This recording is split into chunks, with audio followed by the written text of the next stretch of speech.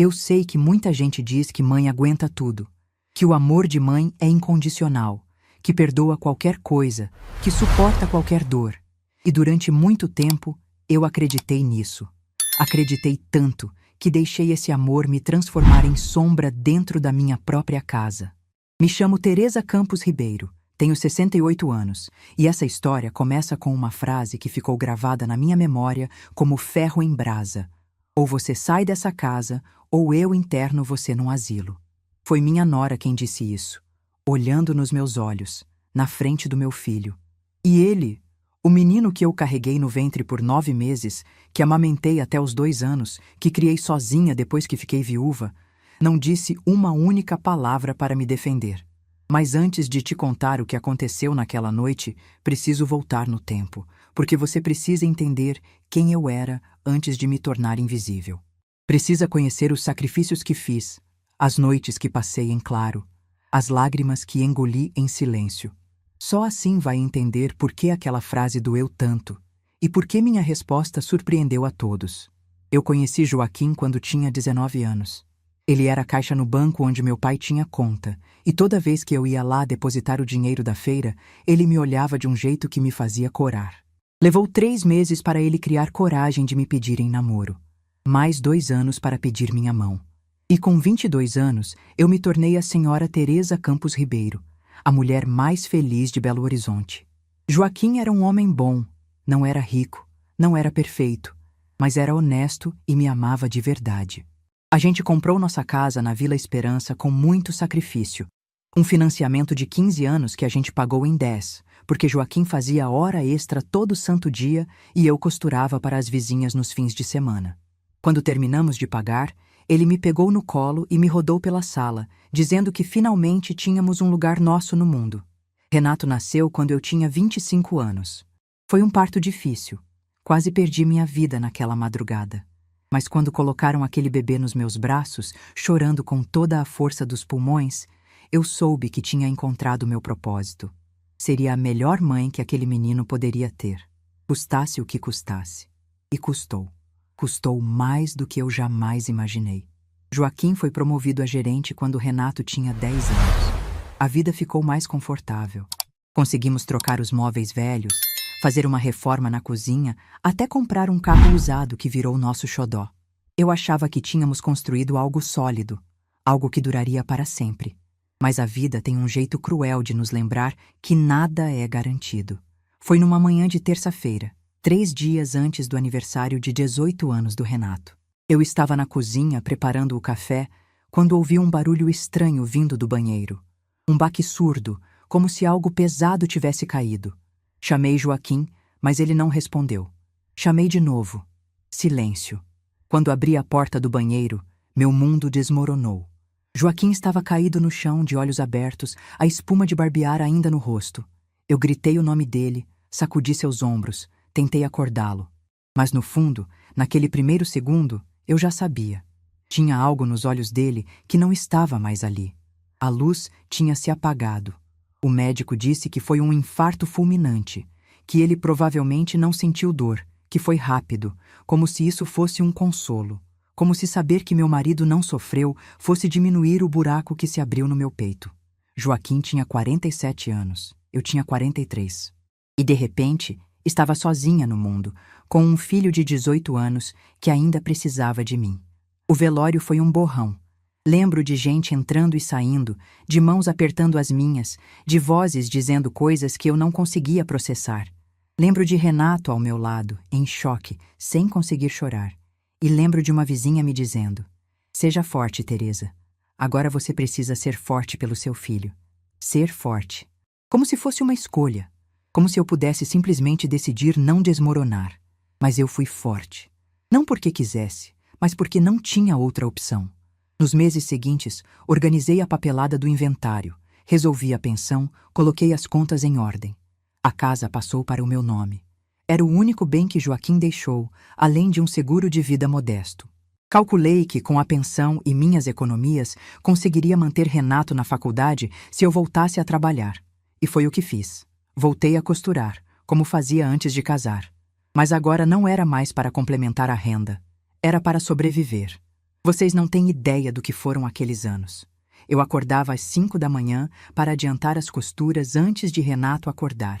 Preparava o café dele, o almoço para ele levar, às vezes até o jantar adiantado. Depois passava o dia inteiro na máquina de costura, até minhas costas doerem tanto que eu precisava parar para tomar remédio. À noite, quando ele voltava da faculdade, eu fingia que estava tudo bem, que eu não estava exausta, que não sentia falta de ter uma vida própria, que não acordava de madrugada chorando de saudade do Joaquim. Renato nunca soube a metade do que eu passava, e eu preferia assim. Queria que ele focasse nos estudos, que construísse um futuro, que se tornasse o homem que o pai dele teria orgulho de ver. No segundo ano de faculdade, o dinheiro ficou curto. A pensão não tinha reajuste, a inflação comia nossas economias, e as encomendas de costura estavam diminuindo. Foi quando tomei uma decisão que me partiu o coração, mas que eu faria de novo sem pensar duas vezes. Vendi minhas alianças de casamento, aquelas alianças que Joaquim colocou no meu dedo no dia mais feliz da minha vida. Aquele círculo de ouro que simbolizava 20 anos de amor, de companheirismo, de uma vida construída a dois. Levei na joalheria do centro, engoli o choro enquanto o homem pesava na balança e saí de lá com o dinheiro para pagar a matrícula do semestre. Naquela noite, olhei para minha mão vazia e chorei até não ter mais lágrimas. Mas no dia seguinte, quando vi Renato sair para a faculdade com o boleto pago, soube que tinha feito a coisa certa. Meu filho era mais importante que qualquer joia, mais importante que qualquer lembrança material. Renato se formou aos 23 anos, em engenharia civil. A formatura foi numa sexta-feira de dezembro, num salão bonito no centro da cidade. Eu estava na primeira fila, com um vestido que eu mesma costurei para a ocasião, e quando chamaram o nome dele, eu chorei tanto que a mulher do meu lado me ofereceu um lenço. Naquele momento, olhando meu filho de beca e capelo, pensei em Joaquim. Pensei em como ele estaria orgulhoso. Pensei em todos os sacrifícios que fiz para chegar até ali. E pensei, valeu a pena. Cada noite sem dormir, cada refeição que pulei para ele comer melhor, cada sonho meu que ficou para trás, tudo valeu a pena. O que eu não sabia, o que eu nem podia imaginar, era que o menino que eu criei com tanto amor estava prestes a se transformar em um estranho. Depois da formatura, Renato conseguiu um emprego bom numa construtora.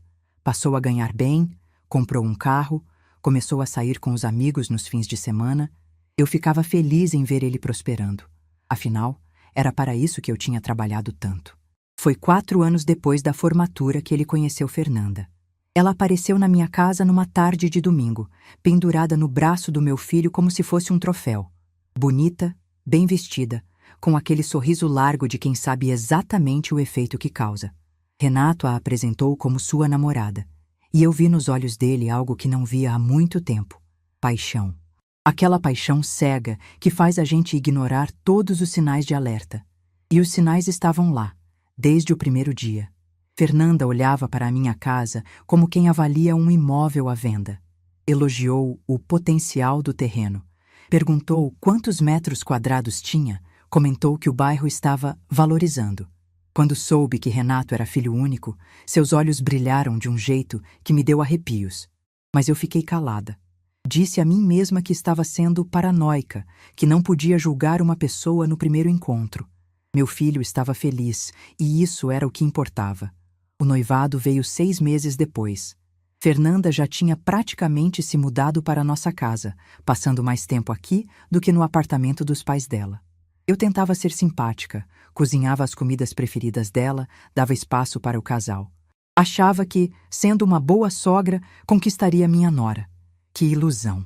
O casamento foi numa chácara nos arredores da cidade. Eu ajudei a pagar.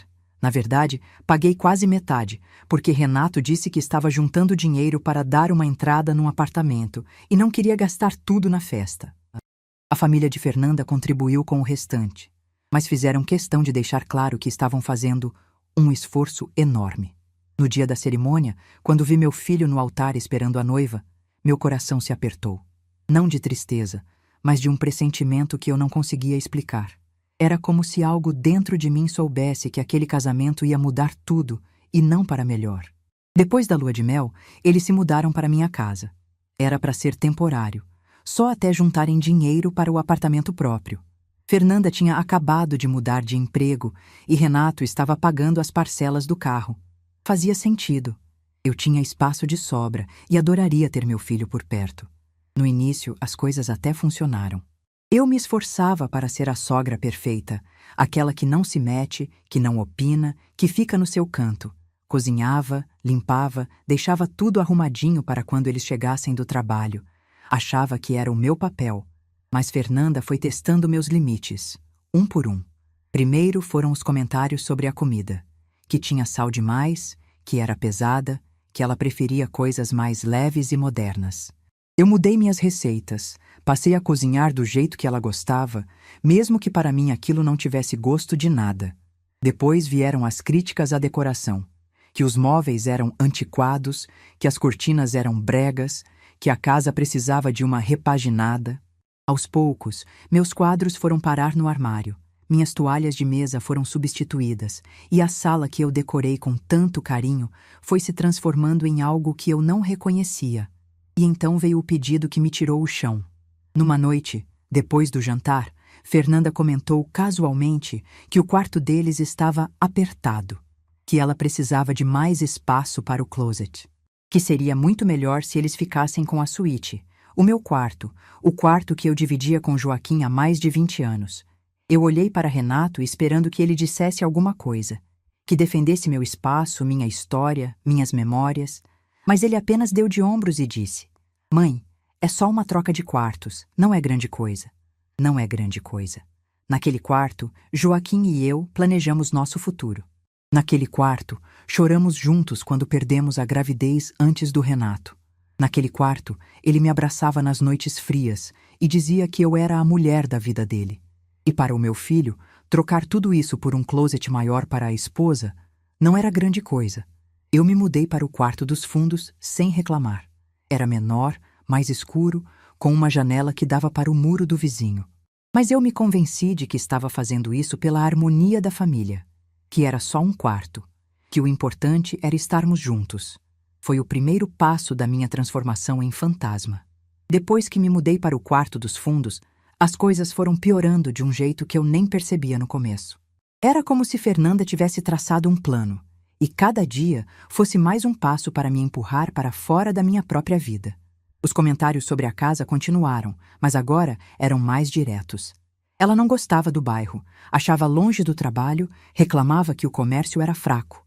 Dizia que as amigas dela moravam em bairros melhores, com academia na esquina, padaria artesanal, cafeteria chique, como se a Vila Esperança, onde eu criei meu filho e construí minha história, fosse um lugar vergonhoso. Renato, que nasceu e cresceu naquele bairro, começou a repetir as mesmas reclamações. Que o trânsito era ruim, que não tinha opção de lazer, que precisavam de algo mais moderno. Eu ouvia aquilo e me perguntava: quando foi que meu filho virou esse estranho? Mas o pior ainda estava por vir. Muitos anos se passaram. Renato e Fernanda tentaram ter filhos por mais de uma década, enfrentando tratamentos e frustrações. Quando já tinham quase perdido as esperanças, Fernanda anunciou que estava esperando um bebê. Meu coração disparou de alegria. Finalmente eu seria a avó. Finalmente teria alguém para mimar, para contar histórias, para levar no parque. Imaginei tardes inteiras brincando com meu netinho ou netinha, ensinando a fazer bolo como minha mãe me ensinou, passando adiante todo o amor que eu tinha guardado. A gravidez de Fernanda foi tranquila, mas ela fez questão de me manter à distância. Não me deixava acompanhar nas consultas. Não pedia minha opinião sobre nada. Não queria saber das minhas experiências como mãe. Quando eu tentava dar algum conselho, ela revirava os olhos e dizia: "Dona Teresa, as coisas mudaram muito desde a sua época." A minha época. Como se eu fosse uma relíquia de museu. Alice nasceu numa madrugada de março, num hospital particular do outro lado da cidade. Eu só soube que minha neta tinha nascido por uma mensagem de Renato, horas depois do parto. Quando cheguei ao hospital, Fernanda estava no quarto com a mãe dela ao lado da cama, segurando a bebê. Eu fiquei parada na porta, esperando ser convidada a entrar. A mãe de Fernanda me olhou de cima a baixo e disse: "Pode entrar, Dona Teresa. Mas não fique muito tempo, a Fernanda precisa descansar." "Não fique muito tempo." Na hora de conhecer minha própria neta, engoli aquela humilhação e me aproximei do berço. Alice era a coisa mais linda que eu já tinha visto. Pequenininha, com os olhos fechados, os dedinhos perfeitos. Estendi os braços para pegá-la, mas Fernanda foi mais rápida. Melhor não, Dona Teresa. Ela acabou de mamar, pode regurgitar. Fiquei ali, com os braços estendidos no vazio, sentindo o peso daquela rejeição. Minha nora não confiava em mim nem para segurar minha própria neta por 2 minutos. Voltei para casa naquela noite com o coração partido, mas disse a mim mesma que as coisas mudariam quando eles voltassem do hospital. Que Fernanda estava cansada, hormonal, precisando de tempo para se adaptar. Que logo ela veria que eu só queria ajudar. Que ilusão! Quando Alice completou 1 mês, Fernanda anunciou que voltaria a trabalhar em breve e que precisava contratar uma babá. Meu coração deu um salto. Era a minha chance de me aproximar da minha neta, de ser útil, de finalmente ter um papel naquela família. Me ofereci na mesma hora. Disse que podia cuidar de Alice todos os dias, que não precisavam gastar dinheiro com babá, que eu tinha experiência, que seria um prazer imenso. Fernanda me ouviu até o fim, com aquele sorriso educado que ela usava quando queria parecer civilizada. E então disse as palavras que me destruíram. Dona Teresa, a senhora já tem uma certa idade. Cuidar de bebê exige reflexos rápidos, atenção constante. E se a senhora não ouvir ela chorando? E se deixar cair? E se esquecer a mamadeira no fogo? Não é nada pessoal, mas eu prefiro uma profissional. Não é nada pessoal. Eu criei um filho sozinha depois de ficar viúva. Trabalhei, cozinhei, limpei, costurei, estudei com Renato, cuidei dele quando ficava doente. Nunca deixei faltar nada. E agora minha nora estava dizendo que eu não era capaz de cuidar de um bebê porque tinha uma certa idade. Olhei para Renato, esperando que ele dissesse alguma coisa, que lembrasse de quem cuidou dele, que me defendesse. Mas ele apenas coçou a cabeça e murmurou: Mãe, a Fernanda tem razão. É melhor ter uma profissional mesmo. A senhora pode ajudar de outras formas.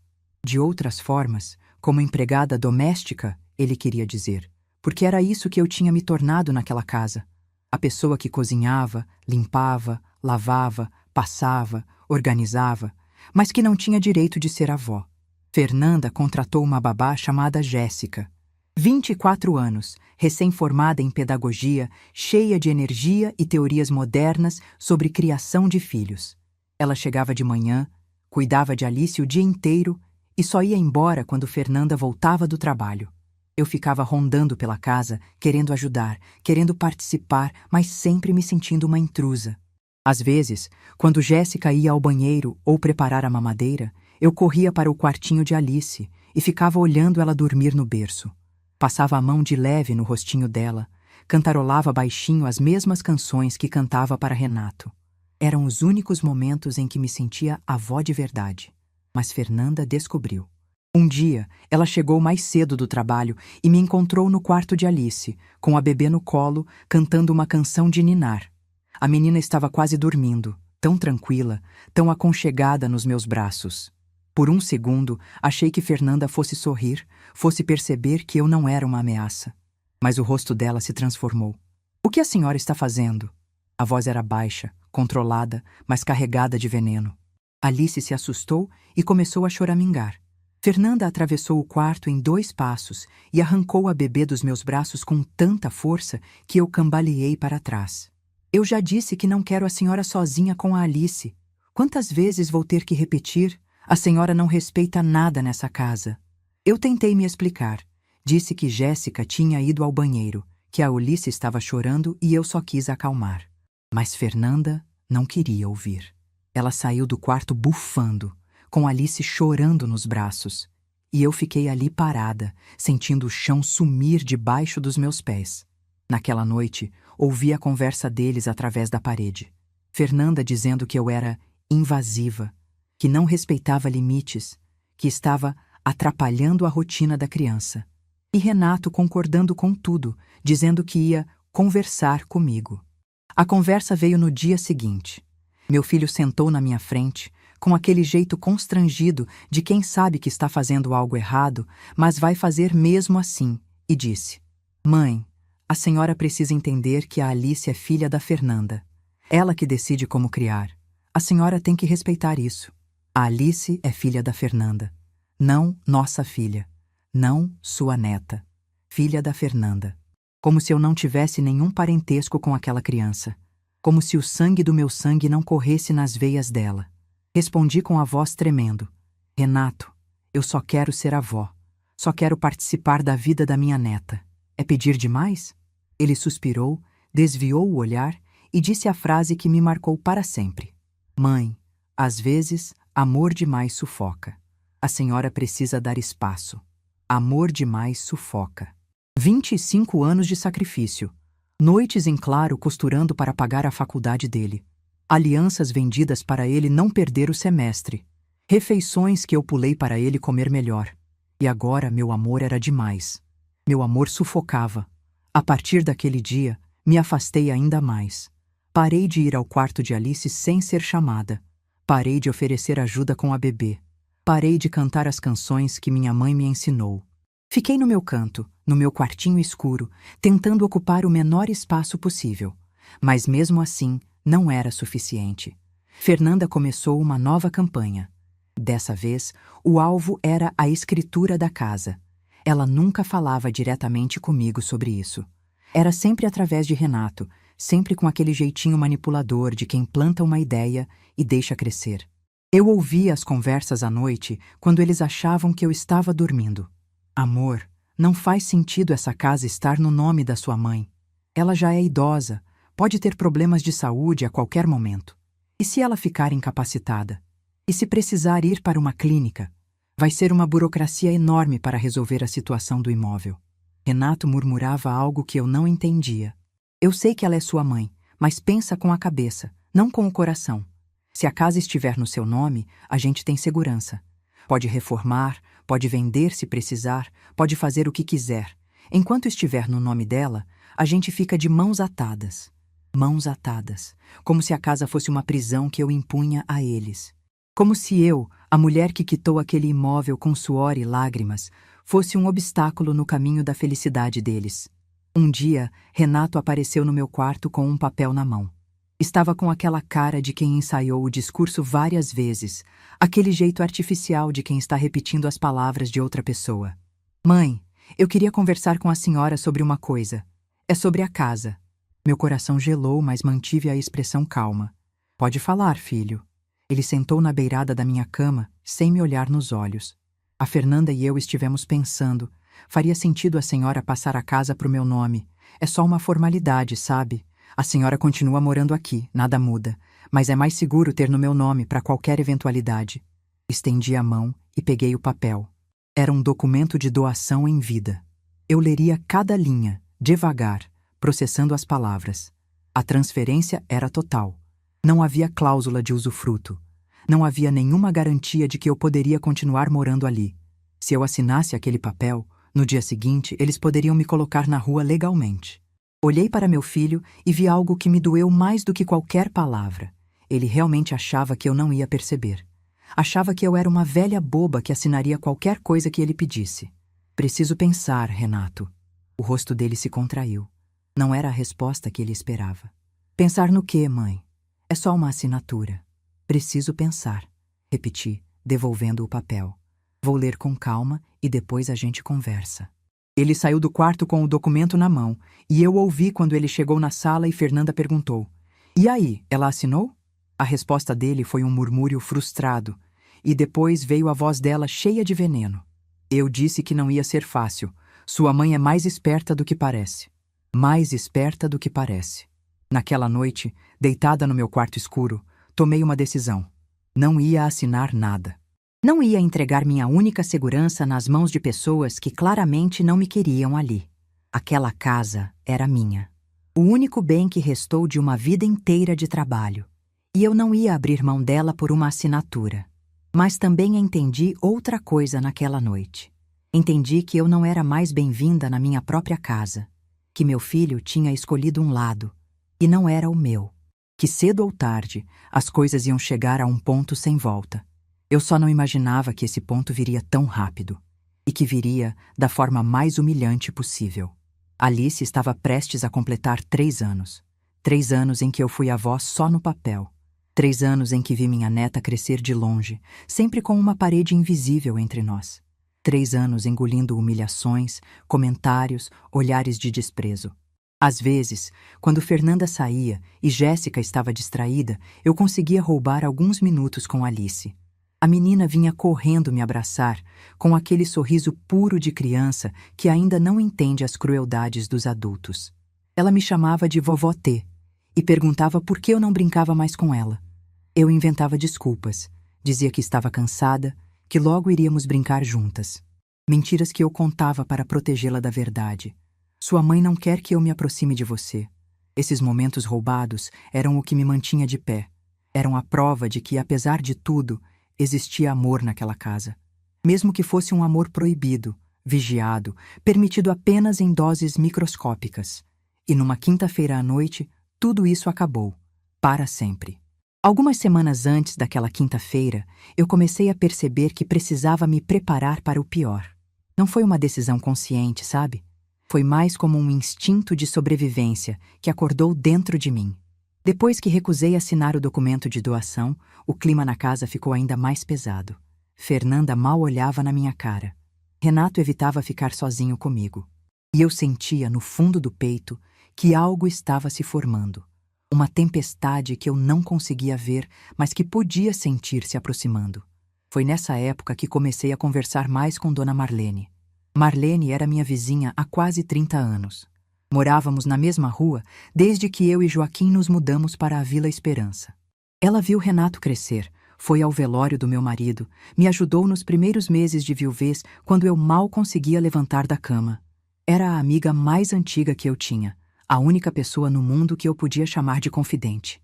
Eu tinha vergonha de contar para ela o que estava acontecendo dentro da minha própria casa. Durante anos, fingi que estava tudo bem. Quando ela perguntava sobre Fernanda, eu dizia que era uma boa nora. Quando perguntava sobre Renato, eu dizia que era um bom filho.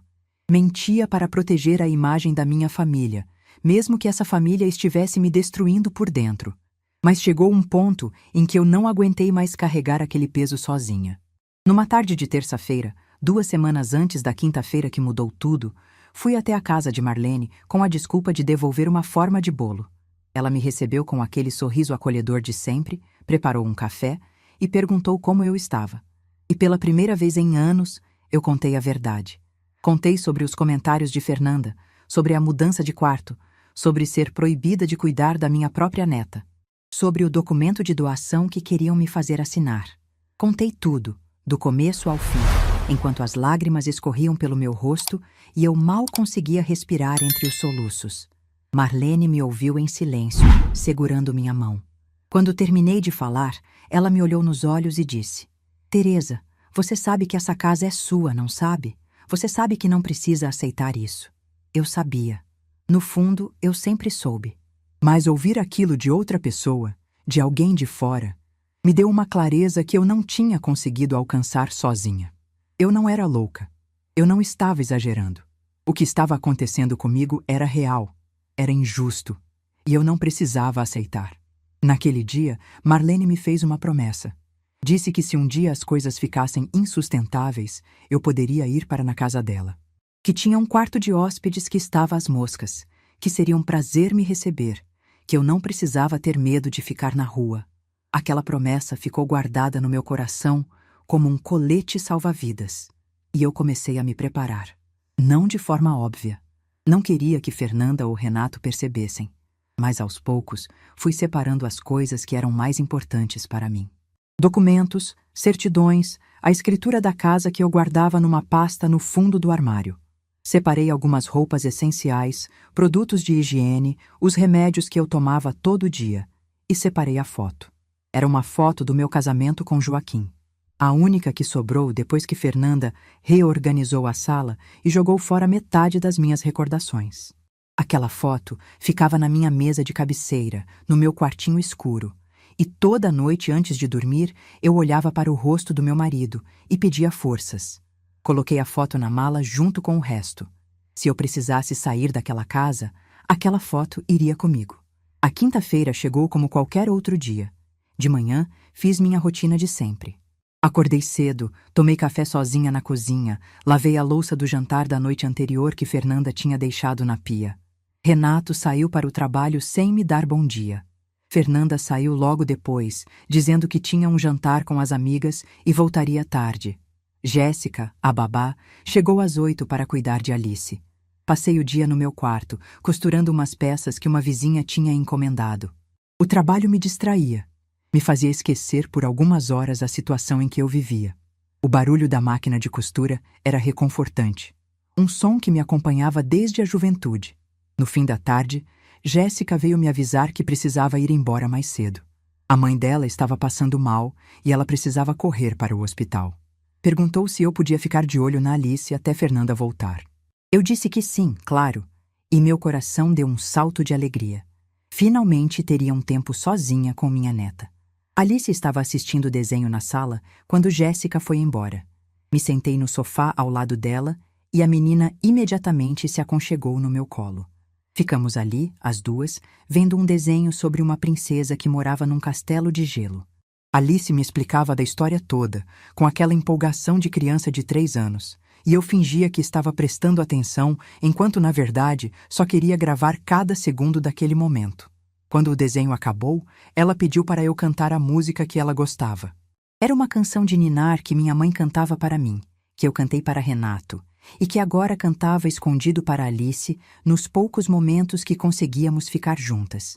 Comecei a cantarolar baixinho e a menina foi fechando os olhos, relaxando nos meus braços. Eu estava em paz. Uma paz que não sentia há anos. Foi quando ouvi a porta da frente se abrir. Fernanda entrou tropeçando nos próprios pés. O jantar com as amigas tinha incluído bastante vinho, pelo que eu pude perceber. Ela jogou a bolsa no aparador da entrada, tirou os sapatos de salto e veio caminhando em direção à sala. Quando me viu ali, com Alice adormecida no meu colo, seu rosto se transformou. "O que você está fazendo?" A voz dela era baixa, arrastada, mas carregada de raiva. Alice se mexeu no meu colo, incomodada com o barulho. Eu fiz sinal para Fernanda falar mais baixo, mas isso só piorou as coisas. "Não me manda calar a boca na minha própria casa!" Ela atravessou a sala em passos largos e arrancou Alice dos meus braços. A menina acordou assustada, chorando, sem entender o que estava acontecendo. Fernanda a segurava de qualquer jeito, sacudindo a criança enquanto gritava comigo. "Quantas vezes eu vou ter que dizer que você não pode ficar sozinha com a minha filha? Quantas vezes, Dona Teresa? Você é surda ou se faz de surda?" Eu me levantei do sofá devagar, tentando manter a calma. "Fernanda, a Jéssica precisou sair mais cedo. A mãe dela passou mal. Eu só fiquei com a Alice até você chegar. Ela estava dormindo. Estava tudo bem." "Tudo bem?" Fernanda deu uma risada sarcástica. "Nada está bem enquanto você estiver nessa casa. Você não entende isso? Você atrapalha tudo. Atrapalha meu casamento, atrapalha a rotina da minha filha, atrapalha minha vida." Alice chorava cada vez mais alto, assustada com os gritos da mãe. Eu estendi os braços instintivamente, querendo acalmar minha neta, mas Fernanda deu um passo para trás. "Não toca nela! Não encosta na minha filha!"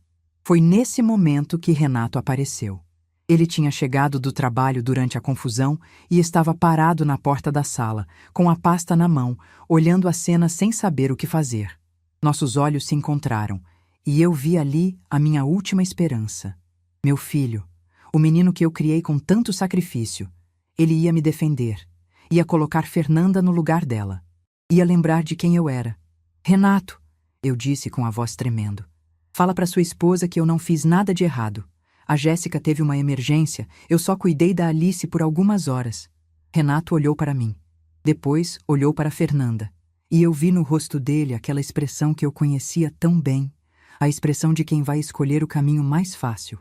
"Mãe, a senhora sabe que a Fernanda não gosta que a senhora fique sozinha com a Alice. A senhora devia ter ligado para a gente." Ligado. Para pedir permissão. Para cuidar da minha própria neta. Fernanda sorriu vitoriosa. "Viu? Até o Renato concorda comigo. Você não respeita nada, Dona Teresa, nada." Ela colocou Alice no chão e a menina veio correndo me abraçar, chorando e pedindo colo. Mas Fernanda a puxou de volta, dizendo que estava na hora de dormir. Alice gritou: Vovó T! Vovó T! Estendendo os bracinhos para mim enquanto era arrastada para o quarto. Aquele grito ficou ecoando na minha cabeça como uma sirene. Quando Alice sumiu no corredor, Fernanda se virou para mim com um olhar que eu nunca vou esquecer. Frio, calculado, decidido. Sabe, Dona Teresa, eu cansei. Cansei de fingir que essa situação funciona. Cansei de dividir minha casa com uma velha que não sabe qual é o lugar dela. Fernanda! Renato tentou interromper, mas ela levantou a mão. Não, Renato. Deixa eu falar. Ela deu um passo na minha direção. Eu vou ser bem clara, Dona Teresa, para não ter mal entendido. Ou você sai dessa casa por vontade própria, ou eu interno você num asilo. Você escolhe. O mundo parou. Eu ouvi cada palavra. Senti cada sílaba entrando no meu peito como agulhas. Olhei para Fernanda, depois para Renato. Meu filho estava ali, parado, calado, olhando para o chão. Ele tinha ouvido. Ele tinha ouvido sua esposa ameaçar internar sua própria mãe num asilo. E não disse uma palavra. Renato, eu chamei, com a voz firme. Você não vai dizer nada? Ele levantou os olhos, me olhou por um segundo e disse a frase que selou nosso destino. Mãe, talvez seja melhor a senhora pensar em outras opções. A gente precisa de espaço. A gente precisa de espaço. 25 anos de sacrifício. Noites sem dormir. Alianças vendidas. Refeições puladas. Sonhos abandonados. Tudo para criar aquele homem. E agora ele estava ali, concordando em me jogar fora como se eu fosse um móvel velho que não servia mais. Fernanda sorriu. Um sorriso de vitória. E foi então que algo aconteceu dentro de mim. Eu também sorri. Não foi um sorriso de derrota. Não foi um sorriso nervoso. Foi um sorriso calmo, sereno, de quem finalmente entendeu a situação por completo. Um sorriso que eu não sabia que era capaz de dar. Fernanda franziu a testa confusa. Esperava lágrimas, esperava súplicas, esperava que eu me ajoelhasse pedindo perdão. Não esperava serenidade. Tudo bem, eu disse com uma voz que nem parecia minha. Eu vou embora. Renato arregalou os olhos. Mãe, a gente pode conversar. Não precisa, filho. Eu já estava caminhando em direção ao meu quarto. Vocês foram bem claros. Entrei no quarto dos fundos e fechei a porta. A mala já estava ali, embaixo da cama, pronta há dias. Coloquei as últimas coisas que faltavam. A escova de dentes, o carregador do celular, a foto de Joaquim na moldura de prata. Olhei ao redor daquele quarto escuro que tinha sido minha prisão nos últimos anos e não senti nada. Nenhuma saudade, nenhum apego. Peguei meu celular e mandei uma mensagem para Dona Marlene. Estou indo para sua casa. Voltei para a sala com a mala na mão. Renato e Fernanda estavam ali, me olhando como se eu fosse uma aparição. Acho que não acreditavam que eu estava realmente indo embora. Acho que esperavam mais drama, mais choro, mais resistência. Mas eu não ia dar isso a eles. Passei por eles sem dizer uma palavra. Atravessei a sala, abri a porta da frente, desci os 3 degraus da varanda. A noite estava fresca, com um vento leve que me acariciou o rosto como um abraço. Olhei para a rua onde morei por mais de 40 anos, onde criei meu filho, onde construí uma vida inteira. E comecei a andar. Não olhei para trás. Não disse adeus. Não dei a eles a satisfação de me verem hesitar. Dona Marlene estava me esperando na porta. Ela me abraçou sem dizer nada, me conduziu para dentro, me levou até o quarto de hóspedes. Só quando me sentei na cama, com a mala aos meus pés e a foto de Joaquim nas mãos, é que as lágrimas vieram. Chorei a noite inteira. Chorei pelo filho que perdi, pela neta que deixei para trás, pela vida que desmoronou. Mas no meio daquelas lágrimas havia algo mais, uma semente de liberdade. Na manhã seguinte, acordei com o sol entrando pela janela. Olhei para a foto de Joaquim e disse baixinho: "Você teria orgulho de mim." E comecei a planejar, porque eles achavam que eu era uma velha fraca, sem opções, sem recursos. Achavam que iam me jogar fora e seguir em frente com suas vidas, morando na minha casa, criando minha neta longe de mim. Mas eles não sabiam de uma coisa. Aquela casa ainda estava no meu nome. E eu não tinha assinado documento nenhum. Os primeiros dias na casa de Dona Marlene foram estranhos. Eu acordava de manhã e por alguns segundos esquecia onde estava. A luz entrava diferente pela janela, o colchão tinha outra firmeza. Até o silêncio era diferente. Não era aquele silêncio pesado da minha casa, carregado de julgamentos e olhares atravessados. Era um silêncio tranquilo, acolhedor. Marlene me tratava como se eu fosse uma irmã que tinha acabado de voltar de uma longa viagem. Preparava café da manhã reforçado, me obrigava a comer mesmo quando eu dizia que não tinha fome, sentava comigo na varanda para conversar sobre amenidades. Ela sabia que eu precisava de tempo para processar tudo e me dava esse tempo sem pressão. Mas eu não podia ficar parada esperando a dor passar. Tinha coisas a resolver. No segundo dia, liguei para o cartório onde a escritura da minha casa estava registrada. Queria confirmar o que eu já sabia, mas precisava ouvir de uma fonte oficial. A atendente verificou no sistema e confirmou. O imóvel da Rua das Acácias, número 47, Vila Esperança, estava registrado única e exclusivamente em nome de Teresa Campos Ribeiro. Nenhuma transferência, nenhuma doação, nenhum documento adicional. Eu nunca tinha assinado nada. E Renato, por mais que Fernanda tivesse pressionado, nunca conseguiu me convencer a abrir mão do meu único patrimônio. Desliguei o telefone com as mãos tremendo. Não de medo, mas de alívio. Eu tinha poder. Eu tinha opções. Eu não era aquela velha desamparada que eles imaginavam. No terceiro dia, pedi para Marlene me indicar um advogado. Ela conhecia um senhor chamado Dr. Augusto Mendes, que tinha escritório no centro da cidade. Disse que ele era competente, honesto, e que tratava todo mundo com respeito, independente de idade ou condição social. Liguei para o escritório e marquei uma consulta para a tarde seguinte. Na manhã da consulta, acordei mais cedo que o normal. Tomei banho demorado, vesti uma roupa que me fazia sentir confiante. Olhei no espelho e vi uma mulher que eu não reconhecia. Não era a Teresa submissa que abaixava a cabeça para tudo. Era alguém diferente. Dr. Augusto me recebeu num escritório simples, mas organizado, com diplomas na parede e pilhas de processos sobre a mesa. Ele tinha uns 70 anos, cabelos brancos, óculos de armação grossa, me ofereceu café, puxou uma cadeira e disse: Dona Teresa, pode me contar tudo. Tenho o dia inteiro se precisar. E eu contei. Contei sobre Joaquim, sobre a viuvez, sobre os anos criando Renato sozinha. Contei sobre Fernanda, sobre os comentários, sobre a mudança de quarto. Contei sobre ser proibida de cuidar de Alice, sobre o documento de doação que recusei assinar, sobre a ameaça do asilo. Contei sobre a noite em que saí de casa com uma mala na mão e o coração em pedaços. Doutor, Augusto me ouviu sem interromper, anotando algumas coisas num bloco. Quando terminei, ele tirou os óculos, esfregou os olhos e disse: Dona Teresa, o que a senhora passou tem nome. Se chama violência patrimonial e psicológica contra idoso. É crime previsto no Estatuto do Idoso. Crime. Eu nunca tinha pensado naquilo como crime. Para mim, era apenas minha família me tratando mal. Mas ouvir um advogado usando aquela palavra mudou algo dentro de mim. Mas eu não quero processar meu filho, eu disse rapidamente. Não quero ver o Renato preso ou com a ficha suja. Ele é meu filho, apesar de tudo. Dr. Augusto assentiu. Entendo perfeitamente. E a senhora não precisa seguir por esse caminho se não quiser. Mas existem outras opções. Ele se inclinou para a frente, me olhando nos olhos. A senhora disse que a casa ainda está no seu nome, correto? Correto. Nunca assinei nenhuma transferência. Então a senhora tem todo o direito de pedir a desocupação do imóvel. Legalmente, seu filho e sua nora são apenas ocupantes.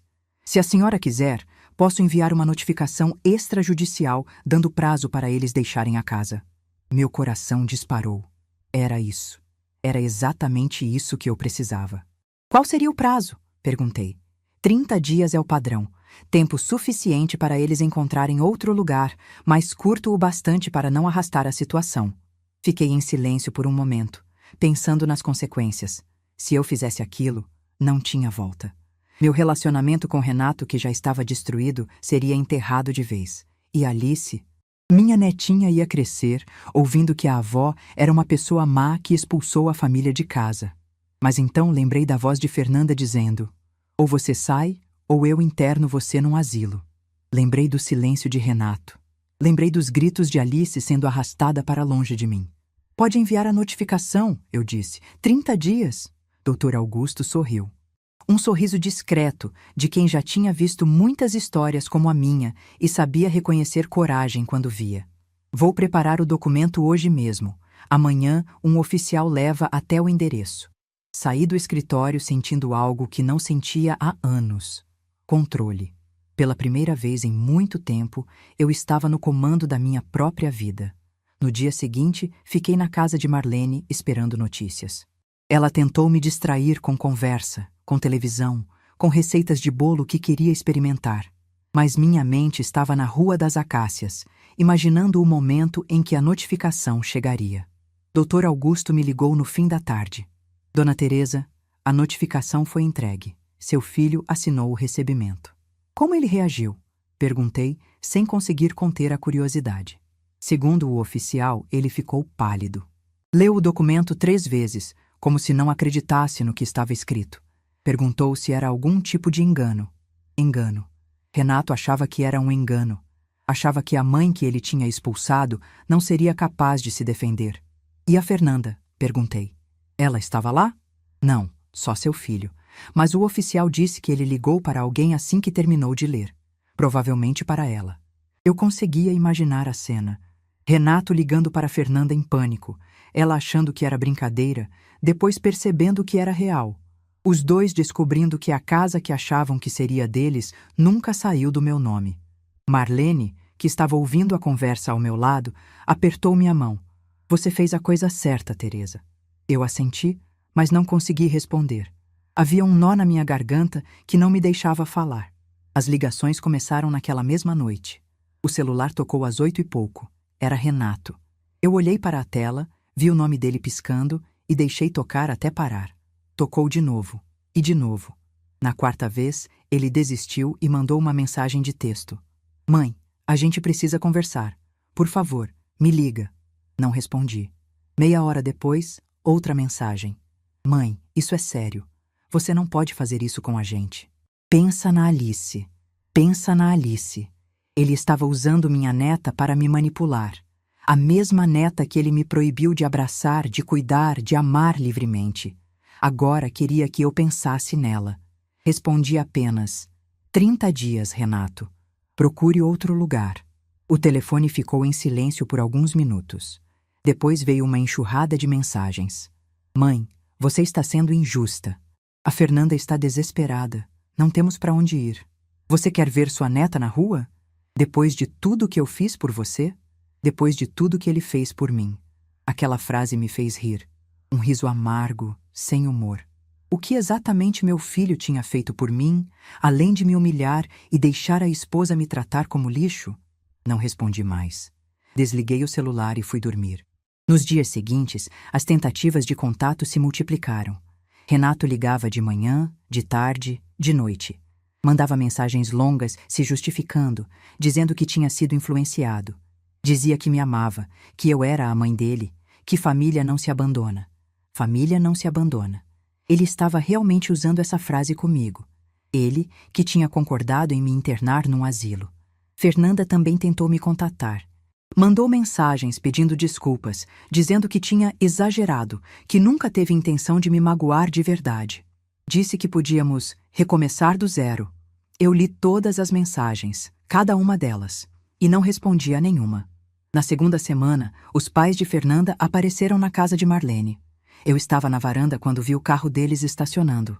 Reconheci a mãe dela, aquela mesma mulher que me tratou com desdém no hospital quando Alice nasceu. Ela desceu do carro com um sorriso forçado, segurando uma caixa de bombons. Marlene atendeu a porta. A mãe de Fernanda se apresentou, disse que queria conversar como gente civilizada. Marlene olhou para mim, perguntando silenciosamente se eu queria receber. Por um momento, considerei dizer não. Mas pensei que talvez fosse bom ouvir o que ela tinha a dizer.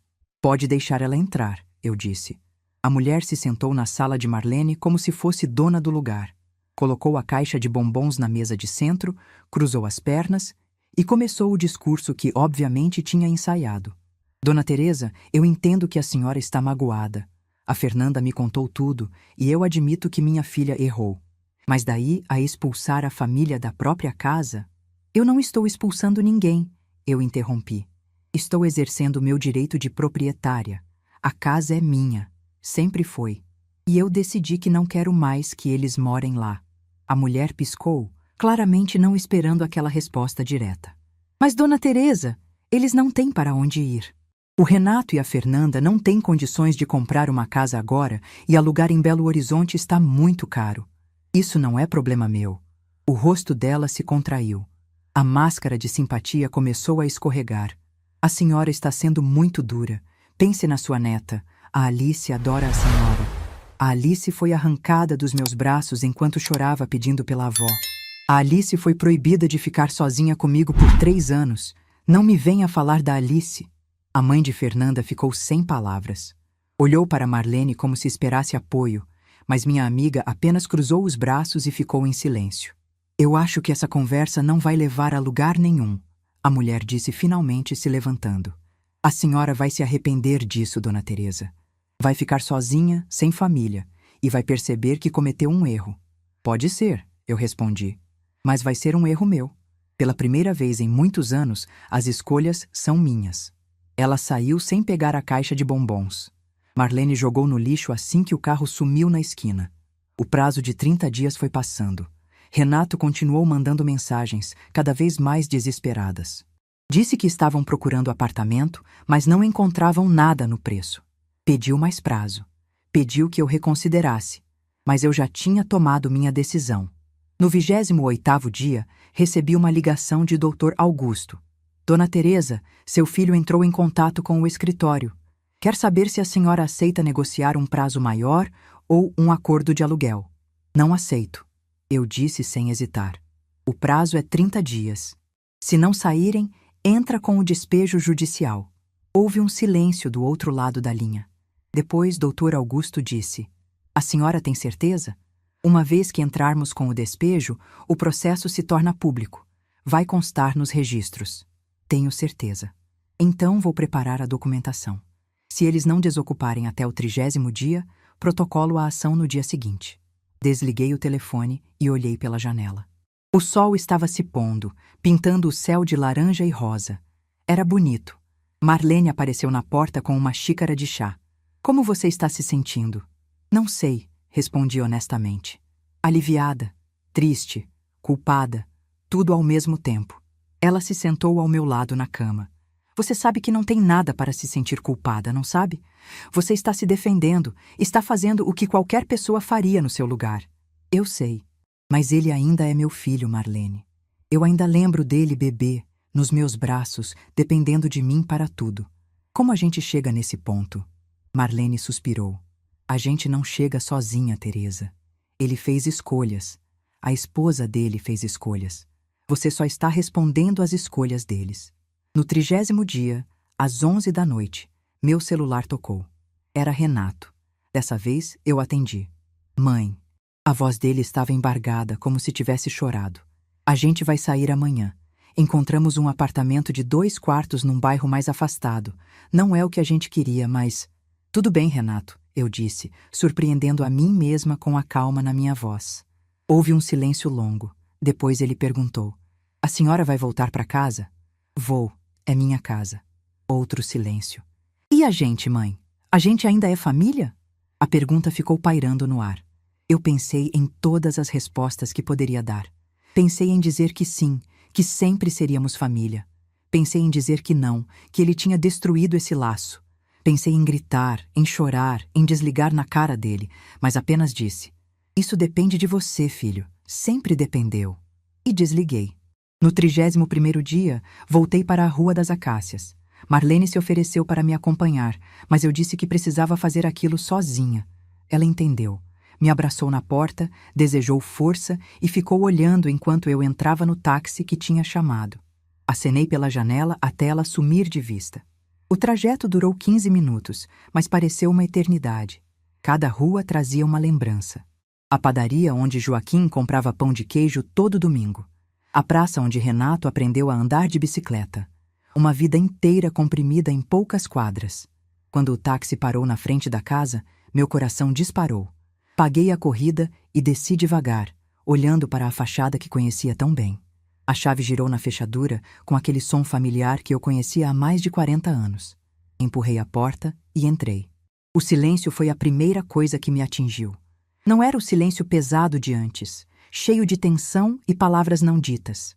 Era um silêncio vazio, oco, como o interior de uma concha. A casa estava completamente diferente. Os móveis de Fernanda tinham ido embora, deixando marcas no chão onde ficavam. As paredes tinham retângulos mais claros nos lugares onde penduraram quadros. O cheiro era outro, um misto de poeira e ausência. Caminhei pela sala devagar, tocando as paredes. Ali ficava o sofá onde eu assistia televisão com Alice, nos poucos momentos que conseguíamos ficar juntas. Ali ficava a estante, onde Fernanda colocou os porta-retratos dela, substituindo as fotos da minha família. Tudo tinha ido embora. Tudo, menos as memórias. Subi as escadas em direção aos quartos. O primeiro que visitei foi a suíte que Fernanda tomou para si. Estava vazio agora. Só as paredes e o piso de madeira que Joaquim e eu escolhemos juntos. Me encostei no batente da porta e fechei os olhos. Por um segundo, consegui sentir o perfume dele. Aquele perfume de lavanda que ficou impregnado no armário por anos depois que ele partiu. Abri os olhos e o perfume se foi. Era só imaginação. Mas foi bom. Desci e fui para a cozinha. Era o cômodo que mais tinha a minha cara. O azulejo que eu escolhi, a bancada de mármore que economizamos para comprar, a janela que dava para o quintal. Abri a torneira para ver se funcionava. A água saiu marrom no começo, depois clareou. Sentei numa das cadeiras que restaram e fiquei olhando para o nada. Pensei em todas as refeições que preparei ali. Pensei em Renato criança, sentado nessa mesma cadeira, fazendo lição enquanto eu cozinhava. Pensei em Joaquim me abraçando por trás e dizendo que a comida estava com cheiro bom. Lágrimas escorreram pelo meu rosto, mas eu não as sequei. Deixei que caíssem. Eram lágrimas de despedida, porque eu já tinha tomado uma decisão. Não ia morar naquela casa novamente. Não conseguia. Cada canto me lembrava de algo, e nem todas as lembranças eram boas. Os últimos anos tinham manchado aquele lugar com humilhação, desrespeito, dor. Eu podia reformar, pintar, trocar os móveis, mas não conseguiria apagar as vozes. A voz de Fernanda me chamando de velha. A voz de Renato dizendo que eu precisava dar espaço. A voz de Alice chorando enquanto era arrancada dos meus braços. Aquela casa tinha sido meu lar. Mas lar não é só paredes e teto. Lar é onde a gente se sente segura, amada, respeitada. E eu não me sentia mais nada disso ali. Peguei o celular e liguei para a imobiliária que Dr. Augusto tinha indicado. Marquei uma avaliação para a semana seguinte. Ia vender a casa e começar de novo. Os dias seguintes foram de organização. Contratei uma empresa para limpeza, consertei o que precisava, pintei as paredes. Queria que a casa estivesse apresentável para os compradores. Enquanto supervisionava a reforma, encontrei a caixa de recordações que Fernanda tinha jogado fora. Ela não tinha jogado, tinha escondido. Dentro estavam fotos antigas, documentos, a certidão de casamento, até algumas joias da minha mãe. Segurei aquela caixa contra o peito e chorei de alívio. A avaliação confirmou o que Dr. Augusto tinha suspeitado. A casa valia bem mais do que eu imaginava. O bairro tinha se valorizado nos últimos anos e imóveis daquele tamanho estavam em alta. O corretor disse que conseguiria vender em poucos meses, talvez semanas, pelo preço que eu pedia. E foi o que aconteceu. Em menos de 2 meses, recebi uma proposta de um casal jovem esperando o primeiro filho. Eles olharam para a casa com os mesmos olhos que eu e Joaquim tínhamos quando a compramos. Aceitei a proposta. Queria que aquela casa voltasse a ser um lar de verdade. Com o dinheiro da venda, fiz 3 coisas. Primeiro, comprei um apartamento para mim. Pequeno, de 2 quartos, num prédio com portaria no centro da cidade. Tinha elevador, área de lazer, vizinhos simpáticos. Era diferente de tudo que eu conhecia, mas era meu, completamente meu. Segundo, coloquei uma quantia numa aplicação segura para minha velhice. Não era muito, mas o suficiente para eu viver com dignidade até o fim dos meus dias, sem depender de ninguém. E terceiro, essa foi a parte mais importante. Doei uma parte significativa para uma instituição que cuida de idosos abandonados por suas famílias. A ironia não me escapou. Fernanda queria me jogar num asilo. E agora, o dinheiro da casa que ela tanto cobiçou estava ajudando idosos que passaram pelo mesmo que eu. Pessoas que foram descartadas pelos próprios filhos, tratadas como peso, esquecidas em quartos de fundo. Minha dor tinha se transformado em ajuda para outros. Quando assinei a doação, a diretora da instituição me perguntou se eu queria que meu nome aparecesse em alguma placa ou homenagem. Eu disse que não. Não fiz aquilo por reconhecimento. Fiz porque era o certo. Renato apareceu no meu apartamento novo 3 semanas depois da mudança. Ele tocou a campainha num sábado de manhã, quando eu estava regando as plantas da varanda. Atendi pelo interfone sem saber quem era, e quando ouvi a voz dele, meu coração apertou. Por um segundo pensei em não deixar subir, mas respirei fundo e liberei a entrada. Ele chegou com a mesma cara de constrangimento de sempre. Trazia um buquê de flores e uma caixa de bombons, presentes genéricos de quem não sabe mais como se aproximar. Aceitei as flores por educação, coloquei num vaso e ofereci café. Sentamos na sala em silêncio enquanto a cafeteira trabalhava. "A senhora está bem instalada aqui", ele disse, olhando ao redor. "É bonito. É pequeno, mas é meu", respondi. "Ninguém pode me expulsar daqui." Ele abaixou os olhos, acusando o golpe. "Mãe, eu vim pedir desculpas. De verdade dessa vez. Eu sei que errei, sei que fui covarde, sei que deixei a Fernanda passar dos limites."